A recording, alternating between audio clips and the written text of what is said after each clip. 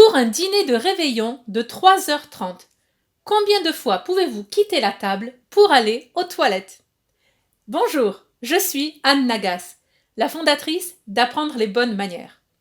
Aujourd'hui, poursuivons le calendrier de l'Avent des bonnes manières, avec une question qui a son importance, une grande importance.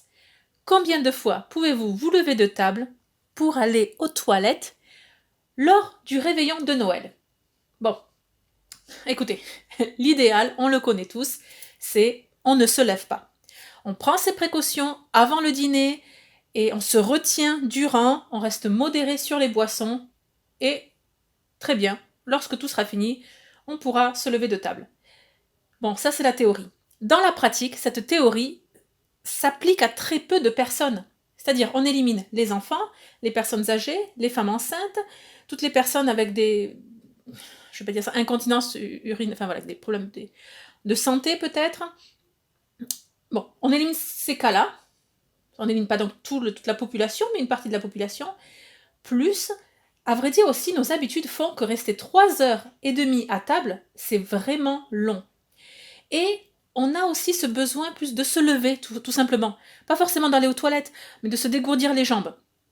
Un exemple pour nous, dans ma jeunesse, lorsqu'il n'y avait pas d'enfants autour. Bon, globalement, on coupait le repas du réveillon, le réveillon de Noël, le 24 au soir. Donc pour les Polonais, c'est le 24 au soir. Nous coupions ce repas en deux, et là, il y avait la messe de minuit entre les deux. Bon, messe de minuit, qui n'a pas lieu à minuit, et selon nos paroisses, a lieu à 18h, 18h30, 19h, 20h. Bon, selon votre paroisse, selon notre paroisse, est-ce qu'il y a la messe des enfants ou pas?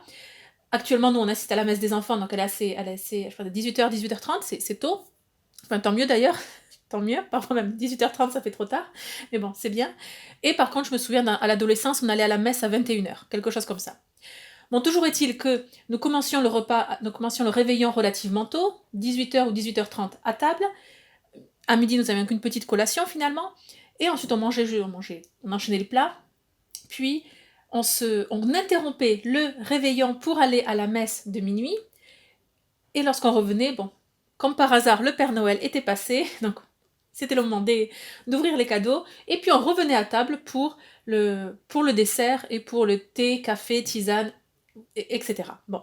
Donc tout ça pour dire que finalement, c'est pas qu'une question d'aller aux toilettes, mais de simplement de se dégourdir les jambes, de marcher un petit peu, d'aller voir les enfants. Bon, tout ça, c'est bien utile. Mais alors, très concrètement, combien de fois pouvez-vous vous lever lorsque vous êtes à table lors d'un long dîner?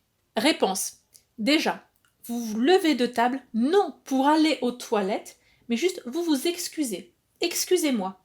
Il n'est pas nécessaire de dire où vous allez, ni vous repoudrez le nez, pourquoi pas vous dire vous allez vous laver les mains, enfin, ou repoudrer le nez si c'est votre code, vous avez une personnalité un peu coquette comme ça, pourquoi pas.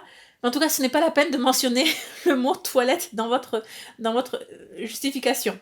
Ce n'est pas nécessaire. Bon, alors, levez-vous quand vous devez, d'accord?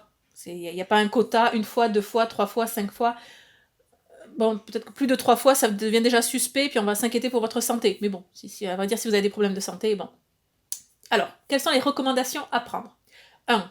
Levez-vous de table seulement entre les plats. Et ce n'est pas que on vous sert le plat, vous le mangez à toute vitesse, vous l'expédiez, et puis vous vous levez tout de suite, et les autres mangent encore autour de vous.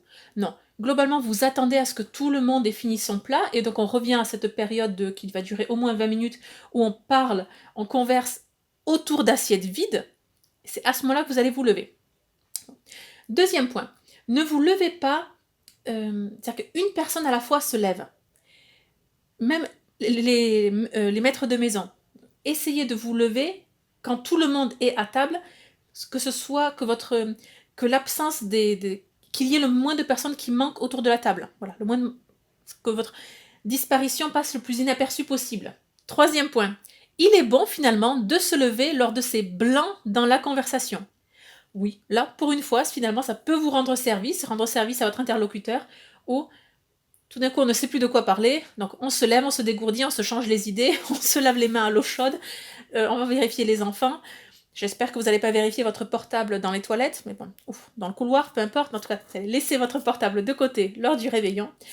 Et en tout cas, finalement, ce fait de changer d'espace d'espace et de se lever, bouger un petit peu, lorsque vous allez vous remettre à table, ça va relancer les conversations. J'espère que cette vidéo vous a plu. Pour en savoir plus sur le savoir-vivre, je vous invite à télécharger gratuitement le guide des mondanités, sous-titré 7 leçons de savoir-vivre pour briller en société. C'est gratuit et instantané. Vous suivez le lien juste en dessous de la vidéo et dans moins de 5 minutes, vous avez déjà le guide dans votre boîte mail. Je vous retrouve demain pour une nouvelle vidéo de ce calendrier de l'Avent des bonnes manières. Prenez soin de vous et surtout, n'oubliez pas, la bienséance fait la différence.